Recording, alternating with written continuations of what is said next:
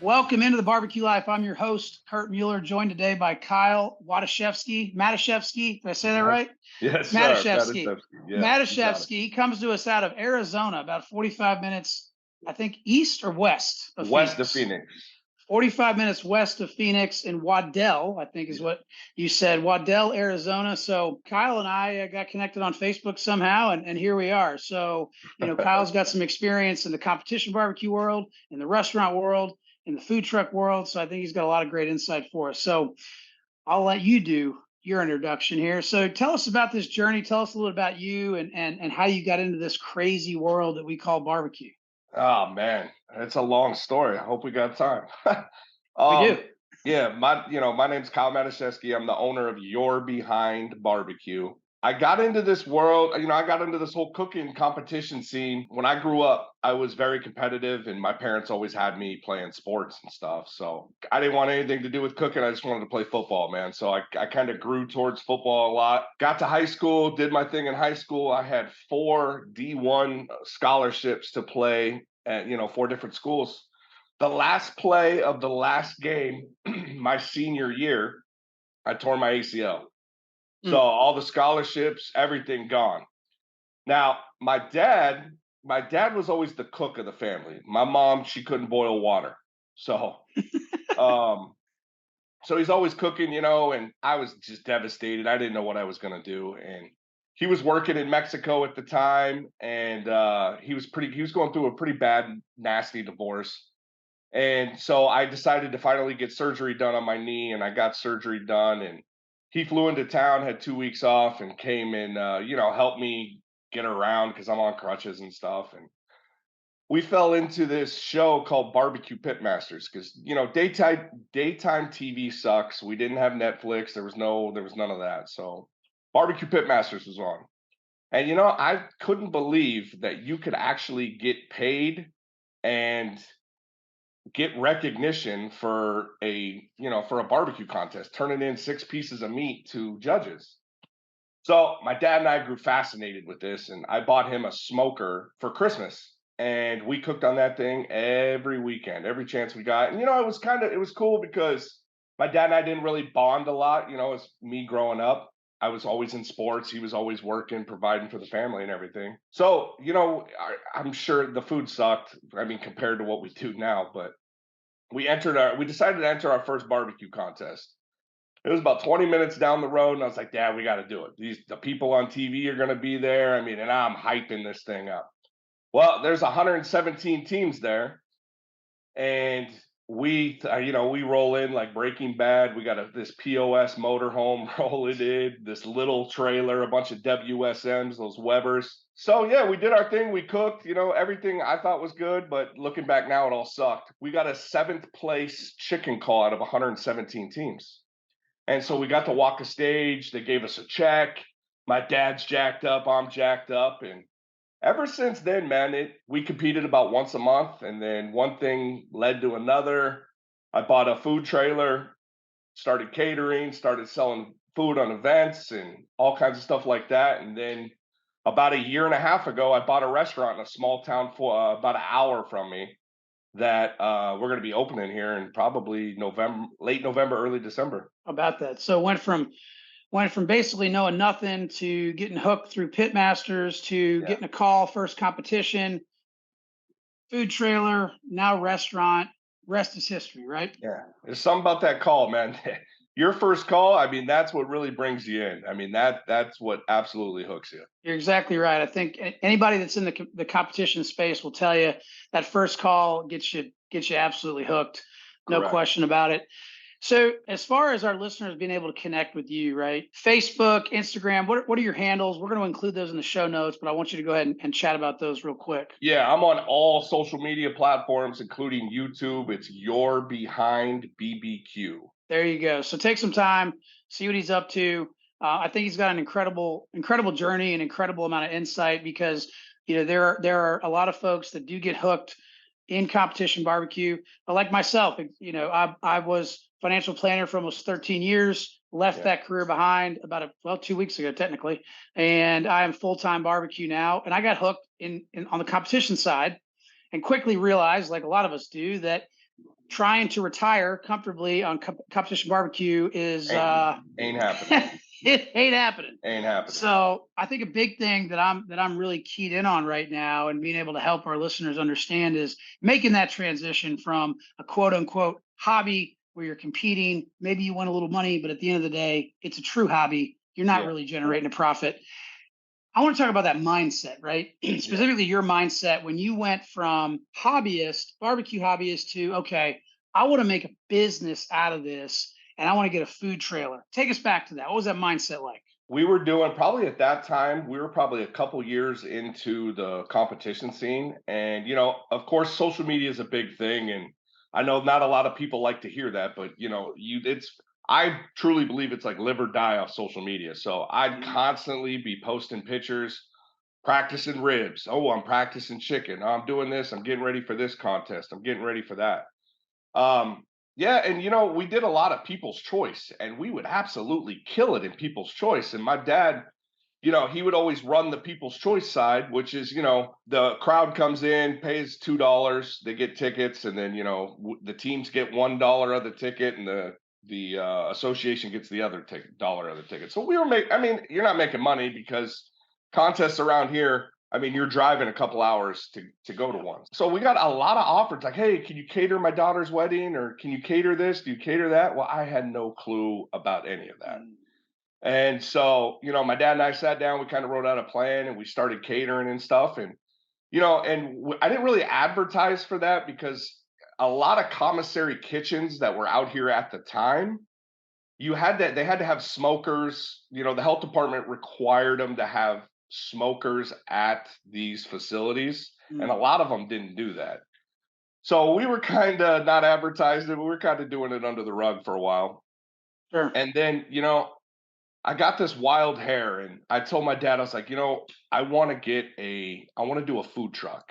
And he's like, well, if we do a truck, this and that. And so we broke it down to get a food trailer. So it's like kind of like a competition trailer where it's got a porch in the back where you can put smokers. Then it's got a big vending window and a big kitchen inside.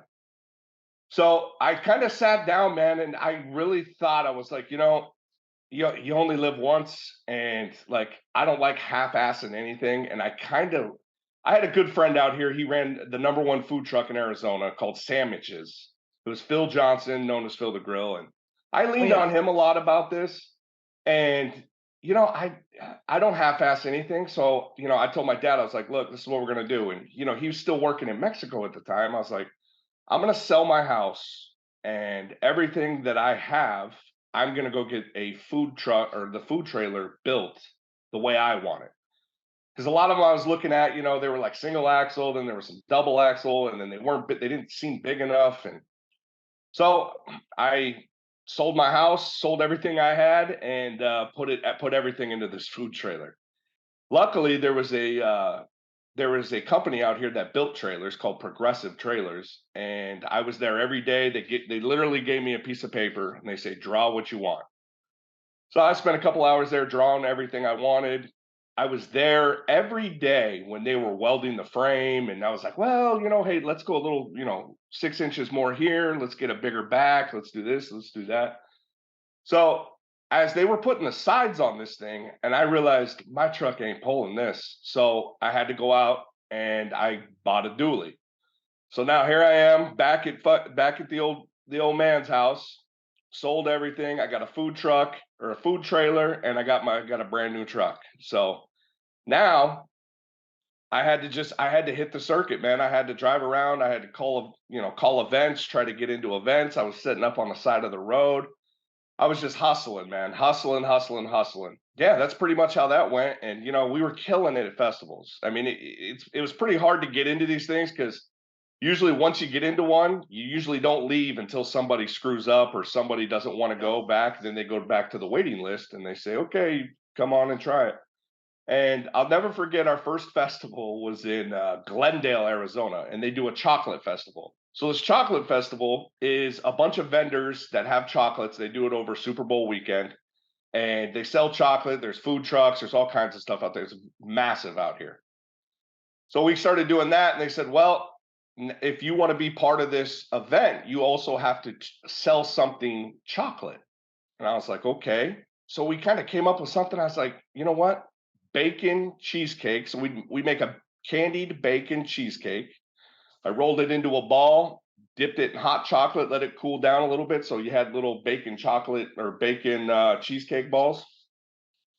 And so they had celebrity judges like the mayor of Glendale, a couple news anchors, and there was a couple other people. So we had to present these to judges on a stage. So here's this barbecue guy shows up, presents this thing, and I got to get back to work because we got a line, we got to get the food out. Get back, do my thing, and then about an hour after that, a bunch of cameras, all kinds of things came running over to the trailer. It's like, hey, you just won the chocolate festival. And I coming from the competition scene, I was like, damn, okay, nice. And a lot of these chocolate guys were pissed off that some random barbecue guy came in here and beat them at their own game. So that's kind of where, that was my first event. That was my first, the trailer that I bought, put everything on the line, and yeah. So I think a couple of things you said there that's really important to key in on for our listeners. One, you went all in, you put everything on the line, literally bet the farm, right? Yep. Yep. Burn the ships, no plan B. There's only one way forward. That's really, really important. You can't half-ass, you can't tiptoe into this business. You got to go all in. And it's going to be scary. Yeah. There's going to be stress. There's going to be nerves, anxiety, you name it. Yeah. Second thing you said I think is really important is, you got the trailer built, you got the truck. Now you got to go to work. Yeah. Now you got to work. And that's what I think a lot of people miss that. They're like, oh, well, I'm going to get a nice truck and it's going to be wrapped, and I'm going to have a trailer and it's going to be wrapped, and then phone's going to be ringing off the hook.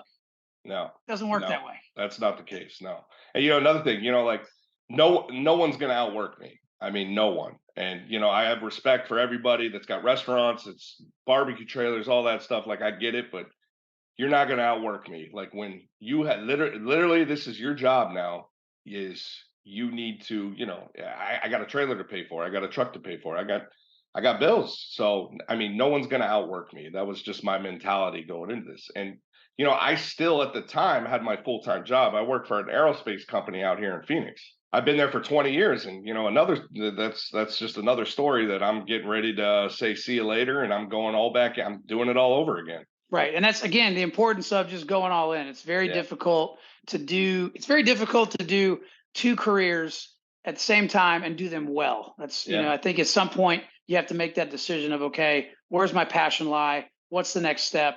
How do I, continue to level up and pursue that? So I love that there.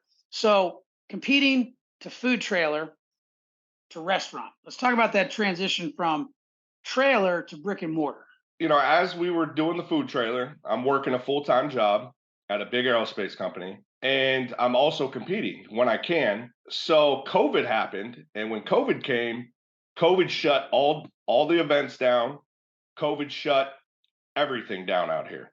And slowly towards the tail end of COVID, to where things were slowly coming back, I got a call from my buddy named Sterling Smith, Loot and Booty Barbecue, and he says, hey, what do you feel about teaming up? Since there's no events, there's nothing going on out here, why don't we team up and maybe just kind of cruise the country and cook at these contests? Because we all want to cook. And I was like, okay, and he's 35, 36, 37 GCs. I've only got probably 6, 7. And I'm like, what am I going to do? Run your boxes? And he's like, no, you're going to do ribs. He's going to do chicken. And then we called our other buddy, Justin Kofini, who's now my business partner. He's going to do the brisket and pork. So we traveled around, did our thing. And we took 2 GCs doing that. And then we got to the American Royal. We did the American Royal, and we took 3rd place overall. Then a little sanctioning body came in called SCA that was real big in Texas, and they were starting to slowly come this way and start doing events. So I started doing these things, and the cool part about the SCA is, it's not like barbecue where it's like wash and repeat, rinse, repeat, do the whole thing, the chicken, the pork, the ribs, the brisket. This was, the steak, but then they had the ancillaries. Ancillaries are like, the appetizers, burgers, wings, dessert, anything they want, the promoter wants to do, they have a contest for it. So I went and did one, and I got instantly hooked. and it was quick and easy. I could throw stuff in the back of my truck and roll to these events. And I did 54 contests that year and only had Thanksgiving and Christmas off. So I was kind of chasing points Yeah. while doing the whole food truck, still the whole thing. But a lot of events and anything weren't going on out here. So the food truck was, chilling in the backyard. And so I took second place overall in the world in the ancillary points chase. And that's kind of when my name really got out there. And yeah, so then I came out with some rubs and seasonings, started promoting that. And then I went to a barbecue contest out in Florence, Arizona. And we won the contest. So my dad's always been on me. He's like, we need to open a restaurant. We need to open a restaurant. We should do it. We should do it. And I was like, we're not ready yet. I don't think I'm not ready yet. And so the following year, we went back out to this small town in Florence and we won the contest. The mayor came over, pulled me aside and said, "Hey, would you be interested in opening a restaurant out here?" I was like, "Yeah, I've looked into it, and Maricopa County is the big county out here, and we were looking around out there, and rent for a building was, kind of a shithole. Excuse my language. Was like $6,000 a month, Yeah. and then like a nicer building in a nicer area that you didn't really need a lot of remodeling done started at $12,000 a month." And and I was kind of explaining this to her, and she's like, there is she called it a turnkey operation that's going to be coming up for sale here soon. It's a small little Mexican food restaurant, and I'd love to introduce you to the owner. The owner wasn't going to sell it to a person that was going to turn it into, like, say, a hobby shop or turn it into a like Hobby Lobby or something, yeah. So she wanted Strip mall. to, Yeah. yeah, strip mall, whatever. She wanted to interview people. And the cool thing about this is the whole building was for sale. So you own the building, it's yours. So then, okay, so me and the Mexican food restaurant owner sat down and we had a conversation. I told her my story, everything that happened, and, told her everything. And we shook hands, and she's like, "I'd love to sell you this place because I know, you got your heart, your passion, all this. You'll make a killing doing this." So next thing I knew, man, I got a business partner with me, and him and I did the paperwork and all that. And we bought the restaurant. And there you go. And you said you're scheduled to open in about a month or so, right? Yeah, I've been working for this aerospace company it'll be 20 years in December. And the hardest part for me was like sitting there thinking like, damn, man, like it's back to the food truck grind. Cause as much as the food trailer I was doing, I got the food trailer paid off. I got the truck paid off. It was slowly paying for most of my contests I was doing. COVID screwed that up, but we were good. And, but I still had that, every 2 weeks you get a paycheck. I always had that thing to lean on. And so I had to have a serious conversation with my dad. And he was just like, this is your dream. This is your passion. You only live once. So just do it, and he was concerned, but, you know, here we go again, baby, all in. So, So with your on the food trailer side, I'm curious yeah. about, coming up with the menu, right? So I get questions every now and then about, well, okay, I want to start a trailer or a truck and I don't even know what to sell. Talk to us about that. How did you come up with the menu initially for that trailer? Well, so I did want to do barbecue, and I was trying to think the easiest thing for me to do. So I did. I stayed away from brisket. I did pulled pork sandwiches, pulled pork sliders, pulled pork tacos. I did smoked chicken tacos, smoked chicken sliders. The thing that I really learned a lot is when you're doing festivals and you're in an area where there's a lot of people, you want to have something to where people are walking around, because you eat with your eyes. People walk Yep. around and they see, whoa, what are you eating there? And they stop the person and say, "Hey, where did you get that?" "Oh, that truck over there." So I learned that I want something visually that people are going to see and be like, "Damn, what is that?" And come stand in my line. And they're standing in line. They're not going to go stand in another line, so they're going to get the kids a pulled pork sandwich, and then they're going to do this. They're going to get the husband that. The big seller for me was barbecue nachos. So I'd Mhm. get a little small pizza box, and I'd put chips in there, and I'd cover it with pulled pork, I'd cover it with chicken or whatever they wanted, and add barbecue sauce on top, and just so if somebody's walking around, the pizza box is open, and they've got this big pile of chips, and people stop. Hey, where did you get that? Where did you get that? But coming up with the menu, man, is just kind of just got to learn as you go. I know that's probably not a good answer, but yeah, that's kind of what I did. I mean, first thing I started off was pulled pork sandwiches, pulled pork tacos, and smoked chicken tacos and smoked chicken sliders. So the key there that I'm and what I'm hearing is simplicity, right? Yeah, I think the danger, not danger, but one of the things that a lot of people do, myself included, when you first start a trailer or a truck, is you want to have 20 items on the menu. yeah, You want to have 5 proteins and yeah, 7 sides, and and that's all well and good. You're gonna have a lot of waste, and you're gonna have a right, lot of money down the drain. And I right. think the message here is stick with 2 or 3 proteins that you Yep, can have. You got the tacos, the nachos, the sandwich. So really you got 2 proteins, but you got 6 different options. correct. From two proteins. So I think that's great that you said that, because a lot of folks. And here's the thing: it doesn't matter if you have 30 menu items or 6. You're not going to have something for everybody. Yeah, It's just exactly. you're 100%. You're you're not going to going to get please asked for everybody. something you don't have. 100%. So, 100%. so, And I so always try to keep it simple, and then like I didn't. I'm always the type of guy. I got lists. I got all this stuff, but I want to be prepared, and I don't want to have because my dad. He'd always come help me when he could. And he's like, "Oh, we need to add this, this, this, and this to the menu." I said, "No, no, no, no. Let's slow down. We need to start somewhere first. Like, let's just start with this. Let's just see how we can handle it. You got to get used to the truck. You got to get used to where you're at. You got to put things in certain places."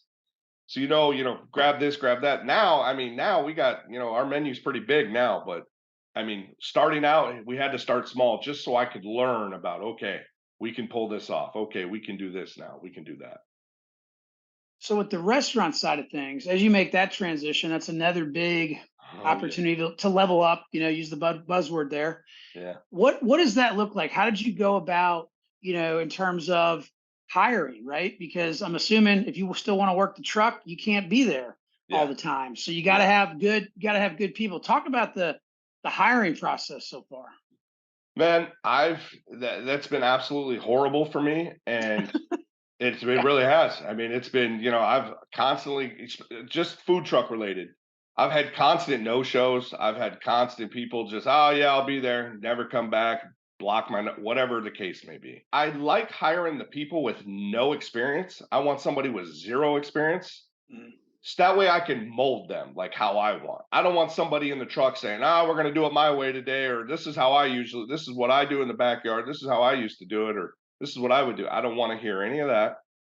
We have a system. We know how it runs. It works perfectly this way. I'll listen to your suggestions, but I don't want somebody in there that's, we're going to do this, or they're, doing something different, not sticking to the program.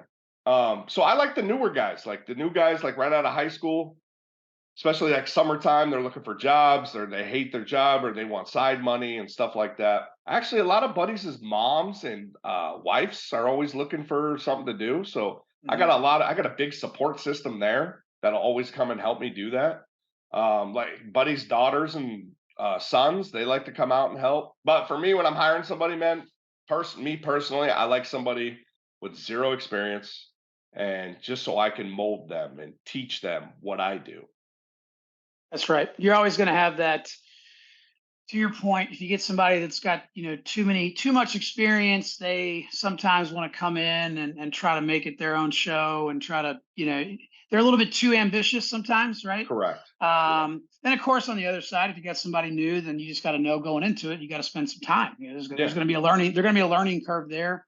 I think you're dead on the money though. I mean, I think the advantage, I think, outweighs the disadvantage. I think the big advantage is, hey, you can teach them how your operation runs, how you want food on the line, why you want A, B, and C in those locations, like all of that stuff. And I think that goes a long way in longevity, right? So your turnover, in theory, should be lower than just hire and hire and hire. And Correct.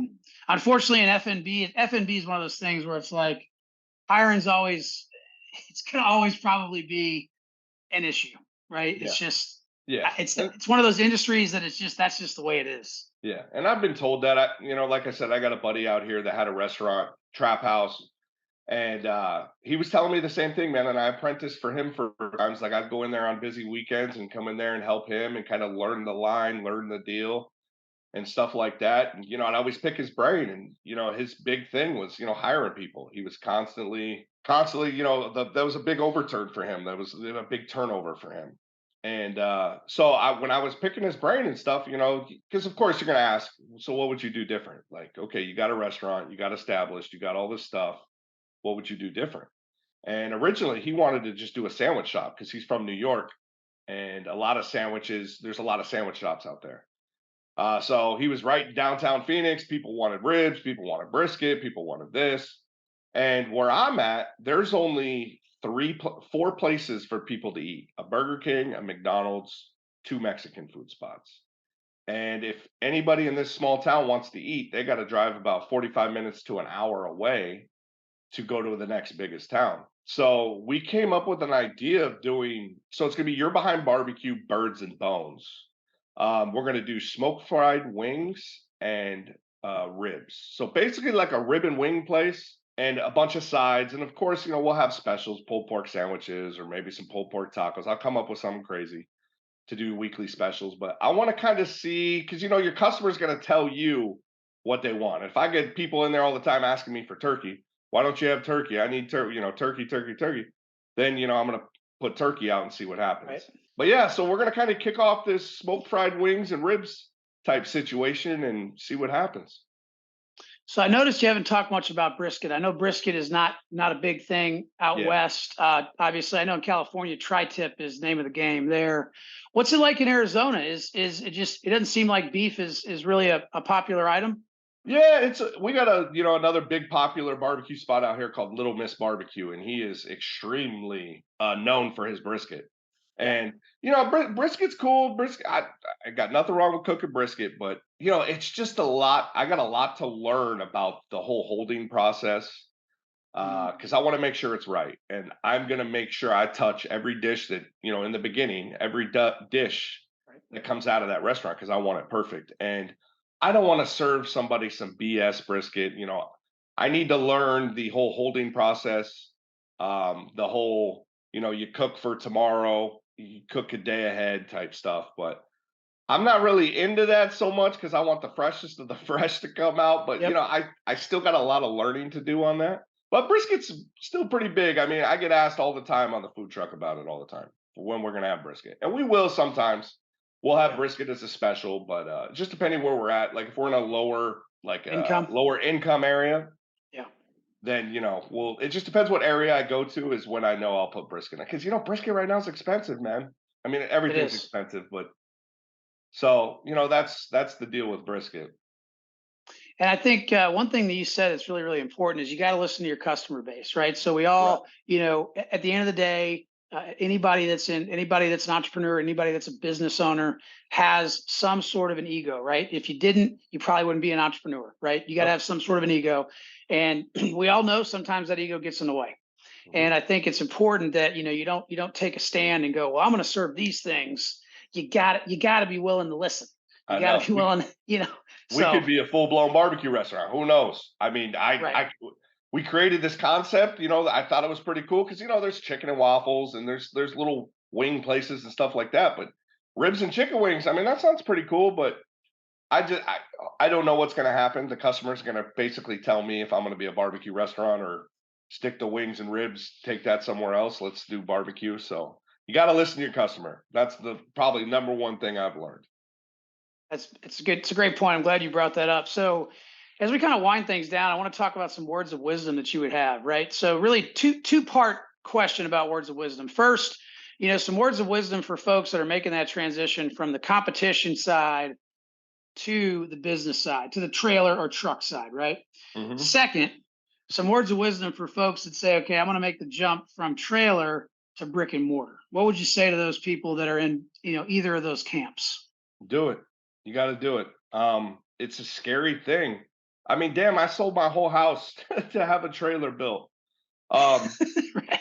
I mean, I sold everything. I sold everything. I said, screw it. Let's just do it. Honestly, I mean, everybody's situation's different. And I get that. I'm not married. I don't have kids. I don't have to worry about that right now anyways. But everybody's situation's different. But I mean, if this is your true passion, then you have to chase it, man. I mean, you're only going to live once. And that's basically just what I live by, man. I'm chasing the damn dream is what I'm doing. So, like why would I not go for it? Why would you not take that chance? At one point, I mean, you have to do it. Just take the chance. You got to do it. You got to do it. I love it. Just like Nike says, just do it. Just do it. So he is Kyle Matuszewski. Yes. He's out of Waddell, Arizona. That's out by the Phoenix area. He knows somebody that I cooked with, Phil the Grill. I cooked with Phil out in San Jose, California at the Famous Dave's competition just out there. Recently. So gotcha. Yeah, back in August. So I met Phil for the first time. Great guy. We hung out at another competitor's house. But anyway, again, for our listeners, we're going to have all the social media links for Kyle in our show notes, so you guys can follow him, check out what he's doing. He's Kyle Matuszewski. He's out of Waddell, Arizona. You're Behind Barbecue. That's where you can find him on social media. And Kyle, we appreciate you coming on the show, man. Thanks again. I appreciate you for having me, man. I appreciate it.